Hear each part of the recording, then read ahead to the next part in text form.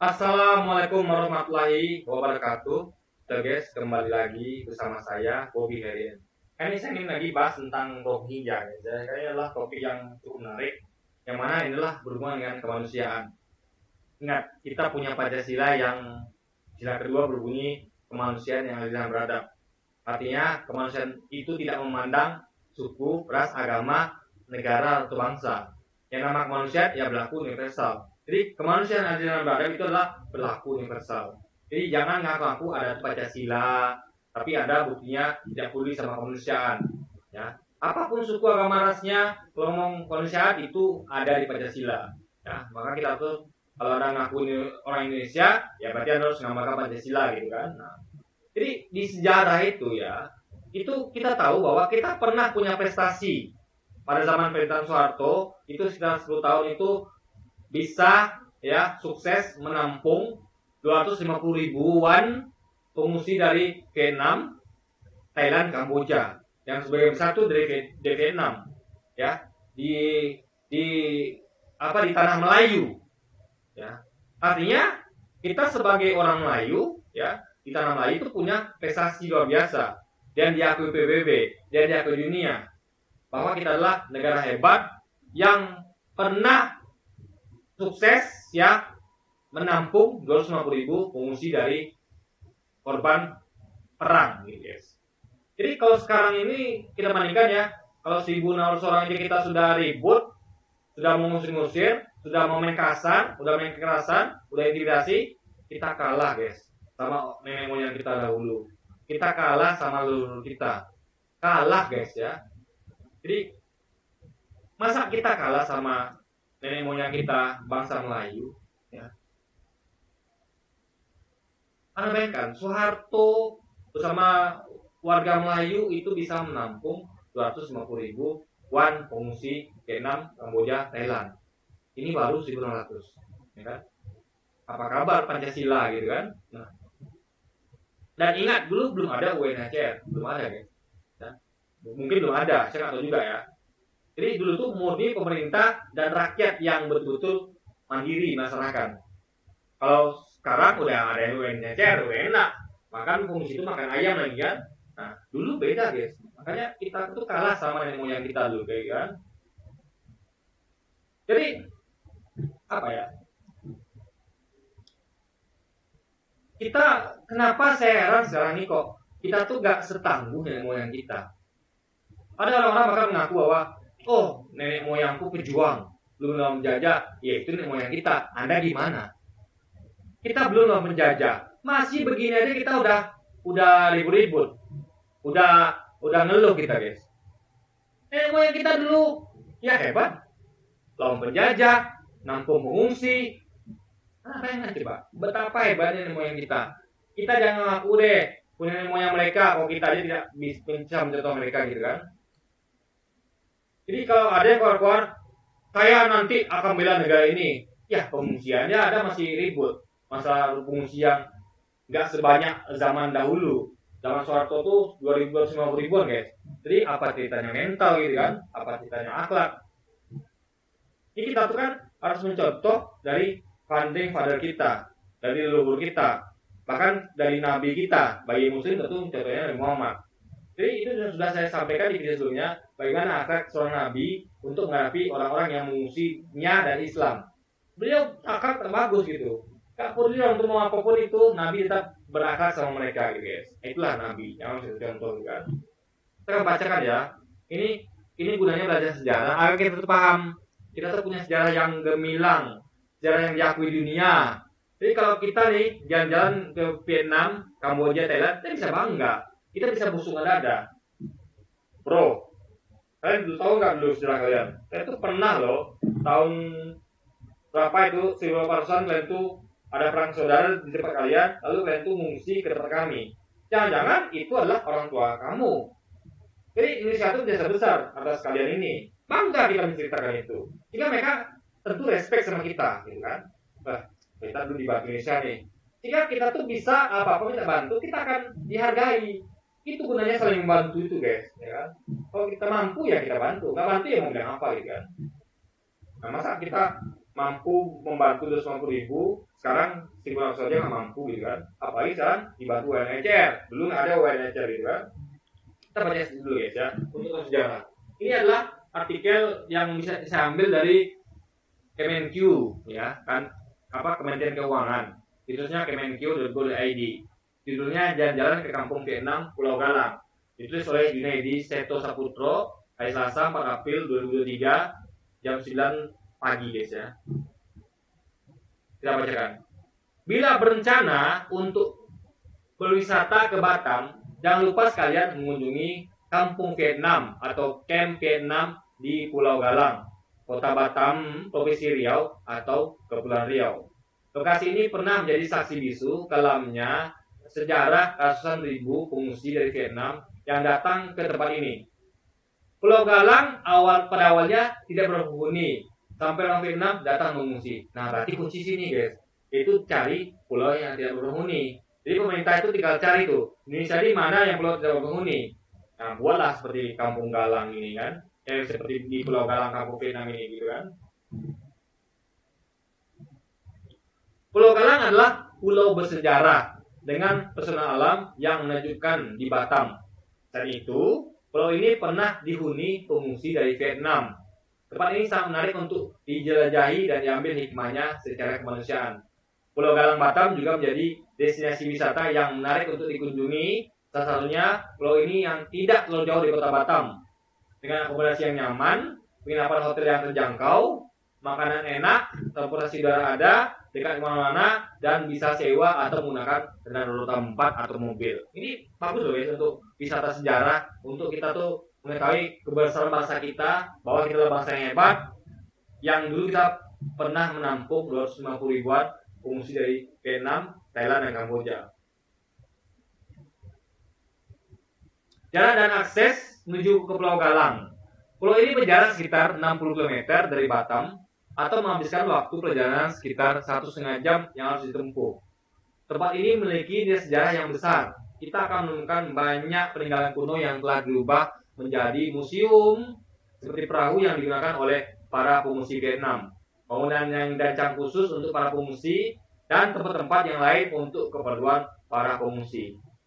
Kemudian untuk menjelajahi alamat dan rute menuju lokasi Pulau Galang sangat mudah. Saat itu penulis beserta rombongan melakukan kunjungan ke Kota Batam melalui jalur darat. Bagi kita yang ingin menuju ke sana akan memakan waktu yang tergantung jalur yang kita pilih. Misalnya jika kita berangkat dari Bandara Hang Nadim. Dari Pulau Galang ini, wisatawan akan dimanjakan dengan keindahan kota dan pulaunya, serta dapat menikmati keindahan alam. Juga terdapat keunikan budaya masyarakat lokalnya, karena terdiri dari multi etnik. Dan objek wisata ini, Pulau Galang juga banyak dikunjungi oleh turis pada saat akhir pekan karena adanya Pantai Melur yang cukup indah di bagian barat pulau, dan Batam sangat strategis untuk melanjutkan wisata ke negara sebelah karena berbatasan dengan negara Singapura. Sejarah Kampung Vietnam di Pulau Galang, pada tahun 1980-an, Pulau Galang mendadak menjadi terkenal karena pulau ini menjadi topik diskusi PBB, Perserikatan Bangsa-Bangsa, disebabkan ribuan orang perahu pengungsi dari Vietnam meninggalkan perahu negaranya menuju ke Pulau Galang. Kampung Vietnam ini mirip sebuah desa yang ada di Indonesia pada umumnya. Dulunya digunakan untuk menampung para pengungsi korban perang saudara Vietnam. Di Pulau Galang itulah kemudian didirikan sebuah kamp pengungsian dengan membuka lahan seluas kurang lebih 80 hektar bagi mereka yang kebanyakan dari Vietnam. Sebelumnya, para manusia perahu itu mendarat di beberapa daerah di Kepulauan Riau, seperti di Tanjung Pinang, Pulau Natuna, Tarempa, Anambas, dan sebagainya. Menurut sejarah, ada sekitar 250-an ribu pengungsi dari Vietnam. Jadi jumlahnya bukan 1.600 ya, tapi 250 ribuan orang dari Vietnam di kamp Pulau Galang, dan selama pengungsian hingga 10-an tahun. Jadi pengungsinya guys, 10 tahun guys, lama gitu kan.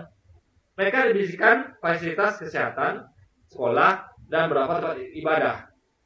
Ini pemerintah loh guys, sama rakyat setempat. Karena waktu itu UNHCR saya rasa belum ada, gitu kan. Ada bayangkan betapa baiknya kita dulu, gitu Pak. Masa sekarang kita udah kehilangan ruh kebaikan itu, gitu kan. Masa kita kalah sama pendahulu kita, gitu. Berarti betul-betul hebat Pak Harto ya. secara jempol. Pak Harto dan rakyat Melayu dulu hebat guys, ya. Bisa punya rasa kemanusiaan yang tinggi sehingga mau menampung 250.000 pengungsi dari Vietnam, Malaysia, Vietnam, Kamboja dan Thailand guys. Bahkan diberikan fasilitas kesehatan, sekolah, dan beberapa tempat ibadah. Luar biasa keren. Ini kita jaga lagi untuk makan, untuk sekolah, tempat ibadah. Mereka numpang aja, tinggal aja, tidur, ketakutan. Datang mahasiswa, ya, yang nggak punya adab gitu kan. Datang intimidasi. Orang lagi sholat, anak-anak kecil wanita, harusnya mereka ngerti lah perasaan gitu kan. Ini wanita, anak-anak, itu perasaan sensitif guys, apalagi mereka punya trauma gitu kan. Apa yang bisa lakukannya? Jadi ketakutan, teriak. Anak nggak bayangkan posisi sebagai mereka. Apapun itu ya, datang aja Anda, itu mereka sudah ketakutan. Itu sama kayak Cut Anggi bilang gitu kan. Dia aja yang normal ketakutan. Apalagi ini wanita anak-anak Rohingya. Jadi saya lihat ini memang mahasiswa Aceh ini waktu itu ya, memang kejam guys ya, bengis gitu, nggak punya hati. Itu saya kritik keras itu ya. Tapi alhamdulillah di antara mereka ada yang baik, ada. Mereka menghalangi teman-temannya, itu sangat jempol ya. Bagi teman-teman mahasiswa yang menghalangi tindakan analisis dari mahasiswa yang jahat itu ya, yang kejam bengis itu, ada yang jempol. Dia dengan aparat TNI Polri yang situ. Kalau tidak ada mungkin udah habis itu anak-anak wanita itu dipukulin gitu kan. Karena barang-barang aja dipukulin, dilempar-lempar gitu kan, ditendang guys gitu. Mungkin kalau ada aparat, nggak ada TNI Polri, nggak ada mahasiswa yang bantu melerai, udah habis itu mungkin wanita anak-anak itu kan. Jadi kemana agama Anda, kemana Pancasila Anda gitu kan?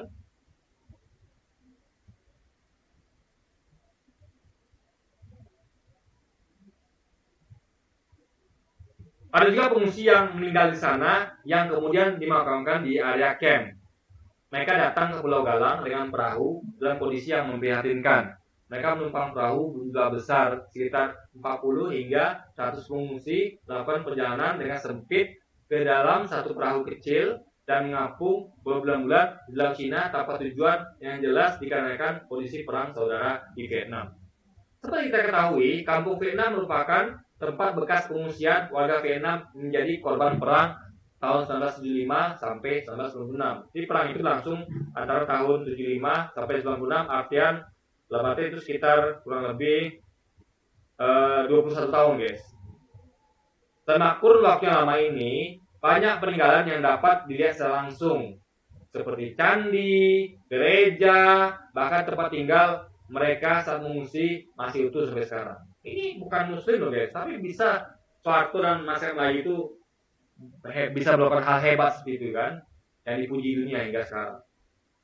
Makanya main itu nggak heran, dunia terkejut, kok Indonesia ini kok berubah gitu kan, kemana jiwa-jiwa nenek moyangnya itu, apa hilang gitu kan, apa nggak penerusnya itu tidak memiliki jiwa yang sama nenek moyangnya gitu kan, kemana warisan nenek moyangnya berupa rasa kemanusiaan yang besar itu kemana gitu. Itulah pertanyaan dunia sekarang ini. Makanya heran kalau banyak dunia itu mengejar Indonesia gitu kan, karena kita tuh beda sama dulu guys. Dulu kita orang-orang baik, sekarang kita tuh baik, kita baik juga sih, mau nolong juga. Tapi baik kita tuh pakai periode 8 tahun sudah muak gitu kan. Ya Allah, batu manusia itu guys nggak ada batas waktu guys. Selama hayat masih jantung badan ya, napas masih ada, kita masih kuatan, kita bantu. Kalau nggak kuat ya nggak apa-apa. Yang penting ada kemauan. Yang salah itu adalah Anda kuat nggak mau, udah nggak kuat nggak mau, ganggu pula lagi orang-orang yang dibantu dan orang-orang yang mau dan bisa bantu. Itu udah masalah besar tuh guys. Ya, udah masalah akhlak namanya gitu kan. Kalau kita bilang gitu kan. Jejak peninggalan, Pulau Galang juga dikenal sebagai tempat penampungan pengungsi Vietnam yang kala itu disebut manusia perahu. Jejak peninggalan para pengungsi Vietnam juga masih bisa disaksikan hingga sekarang dan bahkan menjadi daya tarik wisata di Pulau Galang. Jadi kalau Anda mau wisata, bisa tuh. Belajar wisata sejarah. Bagi kita tahu bagaimana besar bahasa kita bahasa lalu. Zaman Soeharto. Yang pemerintah sekarang ini, dan sekarang ini kalah sama rakyat zaman Soeharto beserta Soeharto itu sendiri guys. Kita mengalami degradasi kemanusiaan ya di zaman ini. Makanya itu pentingnya belajar sejarah. Agar kita tahu betapa hebatnya kita dulu gitu kan.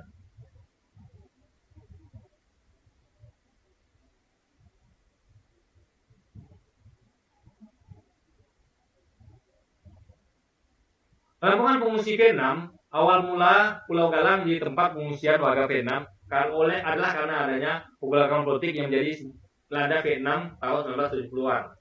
Pergolakan kian memanas sehingga pecah perang saudara antara kelompok masyarakat bagian selatan dan kelompok masyarakat bagian utara negara itu.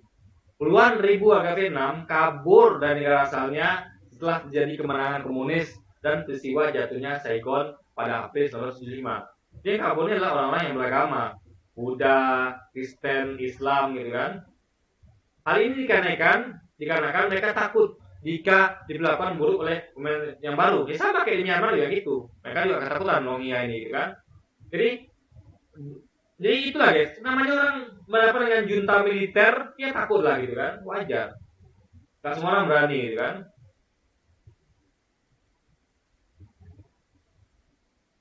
Misalkan Gama aja nyerah gitu kan, yang nggak nyerah cuma Fretilin.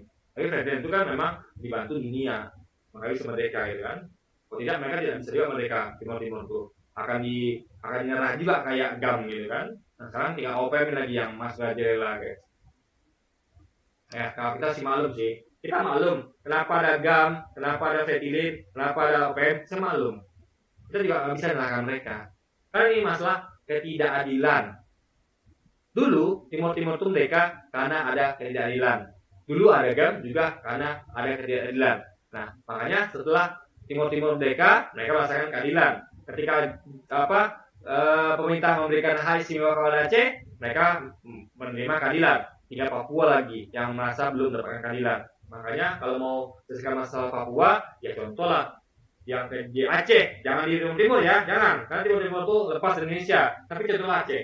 Kasihlah Papua itu semacam daerah otonomi khusus kayak di Aceh, itu adalah solusi terbaik gitu kan.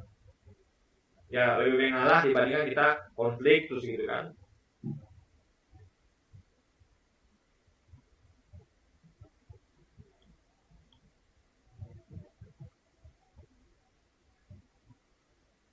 Mereka kabur dengan menggunakan perahu untuk pergi ke berbagai negara.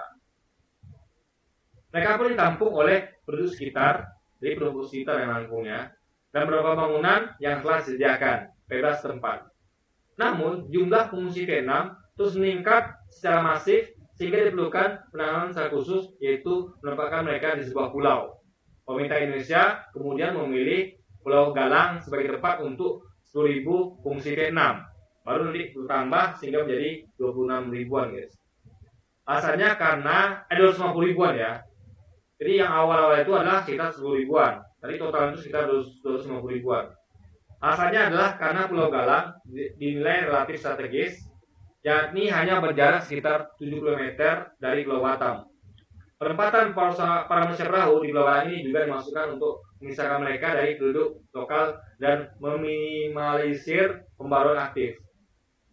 Pulau Galang sebagai kamp pengungsi ditutup pada tahun 1996. Jadi 2 tahun sebelum Soeharto lengser, itu Pulau Galang itu sebagai kamp pengungsi ditutup guys. Bekas-bekas peninggalan pengungsi Vietnam pun masih ada hingga kini, seperti bangkai perahu tradisional, museum, tempat ibadah, berbagai agama, taman, rumah sakit, bahkan hingga gedung perkantoran di Pulau Galang yang bisa melihat saat berkunjung pulau tersebut. Jadi bahkan Mbak ya, ada tempat ibadah berbagai agama, ada taman, rumah sakit, bahkan hingga gedung perkantoran. Ini Rohingya yang kan dapat fasilitas seperti tempat ibadah, taman, rumah sakit, hingga gedung perkantoran ya. Makanannya mereka itu dikasih UNHCR. Tinggalnya mereka merasa nggak aman, karena mereka tinggal di basement gedung lah, di tempat-tempat nggak layak lah, di tepi pantai yang cuma tenda yang ada atapnya aja, sehingga kalau hujan itu mereka kehujanan, kena angin mereka keinginan. Itu pun mereka diintimidasi sama warga, didatangi warga, diteriak-teriakin, dihina, ya kan? Kalah kita guys, kita kalah sama nenek moyang kita kalah. Pokoknya saya malu guys. Saya malu kalau kita berkaca pada jalur kita. Kita adalah bangsa besar, kok bisa kita jadi punya pikiran cerdas sekarang ini? Kok bisa gitu? Ya kan? Kalau kita kan contoh para founding father kita, itu kita contoh. Lebih jauh lagi sebagai Muslim, contoh Nabi kita. Yang saya udah buat videonya sebelumnya, bagaimana akhlak kita Nabi kita, ya yang harus kita contoh.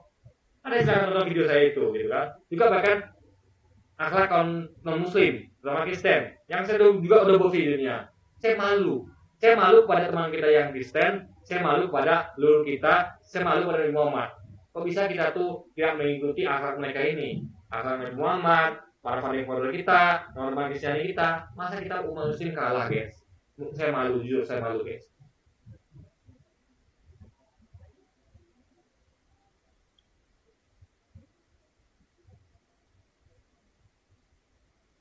Kisah tragis di balik Humanity Statue di Pulau Galang, yaitu terdapat sebuah patung yang diberi nama Humanity Park atau Sacred of Humanity.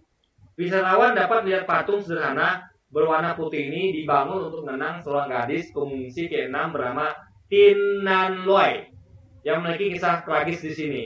Ia dikabarkan bunuh diri setelah menjadi korban kekerasan seksual oleh pemuda pengungsi Vietnam pada tahun 1985. Jadi guys ya, bahkan di antara mereka tuh jadi kriminal. Itulah manusia.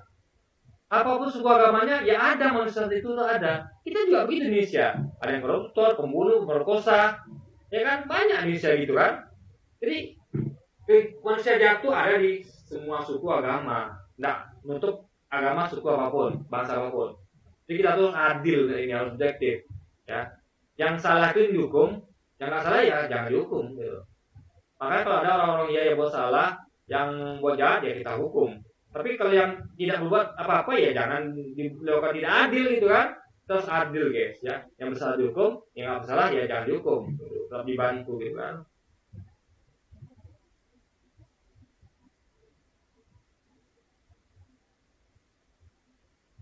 Untuk mengenang peristiwa tragis itu, para pengungsi membuat patung Taman Kemanusiaan ini.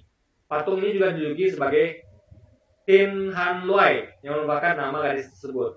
Selain ada beberapa bangunan seperti tempat ibadah di blok ini adalah Vihara Kwan Am Tu, Gereja Katolik Natoduk, Mefonim, Gereja Protestan, dan Musola. Di dalam Vihara Kwan Am Tu terdapat 3 patung, salah satunya Dewi Guangsipusa. Konon, menurut kita, Dewi ini mampu memberikan jodoh, keberuntungan, keharmonisan, dan rumah tangga dan banyak lainnya.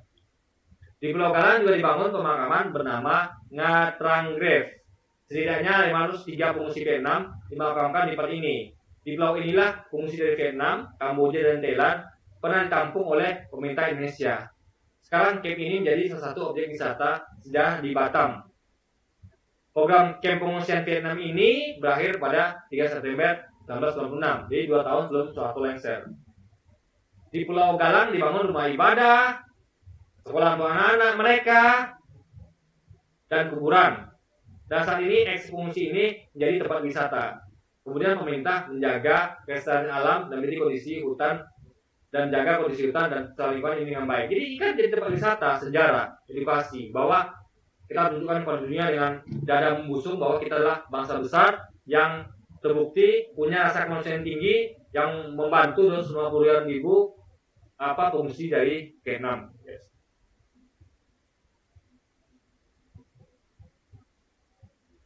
Namun pada saat pandemi COVID-19 pada Maret 2020 di tempat bekas pengungsian Vietnam, pemerintah Indonesia mengoperasikan sebagai rumah sakit khusus infeksi RSKI untuk pasien yang terinfeksi virus SARS-CoV-2 atau COVID-19 di Pulau Galang.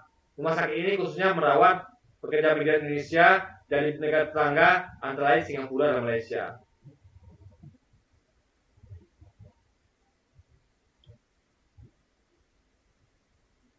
Untuk menjadi tempat pengungsian, sejarahnya ya, didapat legenda Pulau Galang sendiri dikutip dari website kemendikbud.go.id dikisahkan bahwa pada abad ke-16 Sultan Malaka memerintahkan pembuatan lancang atau Bahtera Raja. Para pasukan pun pergi mencari bahan dasar untuk membuat perahu. Hingga sampailah mereka di pulau yang memiliki banyak pohon seraya. Pohon yang menjadi bahan dasar untuk membuat perahu atau kapal yang memiliki kualitas baik. Saat para pembuat kapal tengah membuat kapal, datanglah seorang penduduk setempat yang bernama Canang. Namun, para pembuat kapal mengusirnya agar tidak mengganggu. Mendapat perlakuan demikian, Canang pun bersumpah bahwa lancang tersebut tidak akan bisa turun ke laut.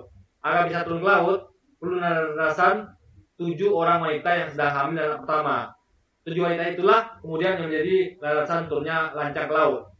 Selanjutnya pulau itu disebut dengan galangan, bermakna dan alasan, yaitu manusia dijadikan galang. Dalam perkembangannya, penyusunan pulau itu menjadi pulau galang saja. Demikian kita mengenali pulau galang segalanya. Oke, jadi mungkin ini menjadi pelajaran bagi kita bahwa kita tuh jangan mau kalah sama nenek moyang kita, karena kita adalah negara yang menganut Pancasila. Sila kedua yaitu kemanusiaan yang beradab. Artinya beradab itu berlaku universal, dari mana suku, agama, dan ras. Dan kita adalah menurut contoh Nabi besar Sallallahu Alaihi Wasallam ya, Nabi Muhammad ya, dalam bagaimana akhlak beliau dalam menghadapi musuh-musuhnya. Jadi kalau musuh saja bukan begitu, apalagi orang yang bukan musuh kita, tapi adalah saudara, sama bangsa, sesama manusia ya, sesama manusia yang tinggal di dunia sama, dan sesama muslim. Ya, kita adalah saudara, sama manusia dan sesama seakidah, guys. Oke, jadi mungkin sekian dulu aja video saya kali ini, dan sampai jumpa lagi di video-video selanjutnya. Dan wassalamualaikum warahmatullahi wabarakatuh, guys.